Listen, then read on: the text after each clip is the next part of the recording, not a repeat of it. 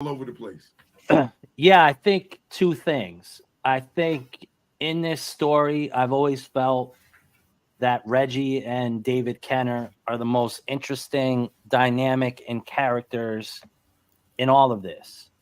And it also is interesting that in Reggie specifically, not so much Kenner because he's way smarter, is Reggie has done everything in his power to put forth misinformation everywhere he could, you Fact. know?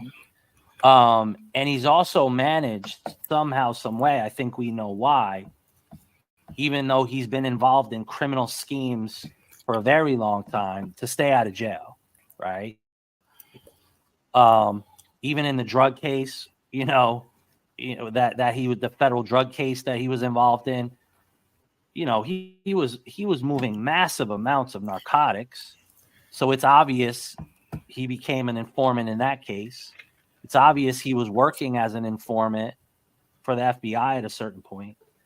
And David Kenner is arguably one of the smartest, sophisticated lawyers in Los Angeles history, and still is around to this day.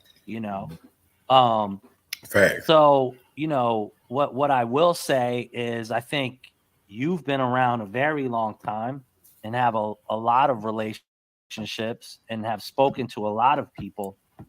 So I think in all these things you're saying, there's a lot of validity. I just wonder at what point does the charade end with Reggie and a lot of this stuff, Did I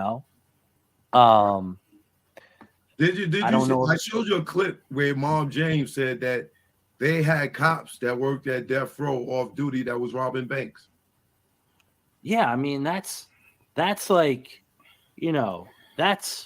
that's undisputed at this point, Right. And it was Gaines, it was Mack, it was Perez, it was possibly Durden. They're all there. The scheme. Now, y'all gonna tell me that these police officers that's robbing banks and selling drugs, do y'all feel like they have a problem killing somebody? They had is a little bit hazy, but there's no doubt all of those guys were floating around. And obviously you had the bank robbery by Mack that he got caught for, but who knows the other one. I was told by an LAPD detective there was like 10 other robberies that had gone on in a period of time that they could not figure out. So, all this stuff is immensely fascinating.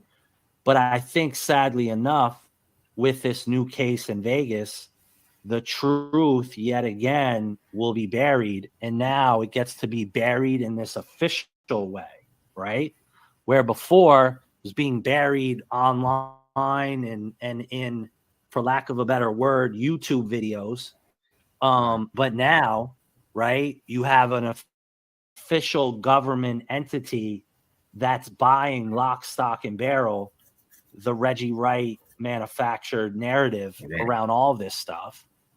And I haven't read all of the grand jury testimony. I know someone who has it and has. And I mean, I have it. I'll send it to you if you want. Yeah. It's just from what I hear, I mean, Reggie is in the grand jury, right? Yeah. And he wasn't even subpoenaed. Yeah, exactly. So it's just bizarre how a lot of this stuff and maybe hopefully it isn't, but it could yet again be the truth could yet again be buried, and sort of in the eyes of the Vegas PD put to bed around whatever story they're sort of taking from I don't know who. I think Reggie and some weird people that were like around that night that they're using. If this goes to court, I'd be curious to see how they actually even build this case. Because it just seems they building it all over fucking murder rap. Everybody, you could tell people was coached. Like they all going in there in the grand jury and they all testifying, but they all spitting the narrative around the murder rap thing. It's the most fakest thing you ever seen in your life. It's nonsense. Yeah. And I mean, you know, if Greg Caden and Reggie had a relationship prior to Caden having the Biggie case? You know, that's a great question. I would have to assume yes, because I just feel Caden was floating around that world over there. You know, when he makes that Ramos case, I believe that's in South Central Los Angeles. I'd have to double check. I wouldn't doubt it. You know, as someone like Caden, I would think if he was involved in narcotics over in that part of the woods, right. it's not that big of a as you know Shit. Let's just stick around. It's gonna come out. Watch. Compton's not a big place, right? It's 10 square miles. So, and if he was working, you know, serious cases, which I believe he was, no doubt, I think they could have known each other prior to all the, you know, nonsense. Did you ever see the video of the MGM Grand surveillance video where allegedly there's somebody that looked like Reggie walking Orlando out, and Reggie Sr. allegedly looking on from the side, then allegedly Kevin Gaines. Hold on, I thought Reggie said he was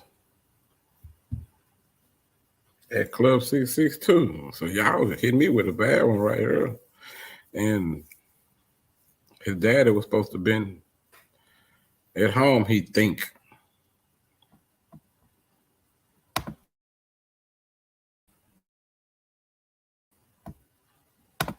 South Central Los Angeles, I'd have to double check. I wouldn't doubt it. You know, as someone like Caden, I would think if he was involved in narcotics over in that part of the woods, it's not that big of a as you know, Compton's not a big place, right? It's 10 square miles. So, and if he was working, you know, serious cases, which I believe he was, no doubt, I think they could have known each other prior to all the, you know, nonsense. Did you ever see the video of the MGM Grand surveillance video where allegedly there's somebody that looked like Reggie walking Orlando out, and Reggie Sr. allegedly looking on from the side, then allegedly Kevin Gaines, he goes over to the guy who got on the tank top with the ponytail, he passed him on the back, and then you see that guy come walking out, and it's like they all around, and they like, did you see that? Is that them? I've seen the video. I'm not sure. I would not be surprised, you know. Kevin Gaines is another fascinating character, right? You know, I've had people tell me they're 100% sure he was in Vegas, you know. There's almost I can't remember what it is, but I think that is a fact.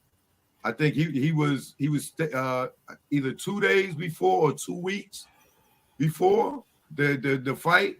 He was listed to be out there, and maybe I think 2 weeks after. Yeah, he was out there, and they say allegedly Perez was out there that week too.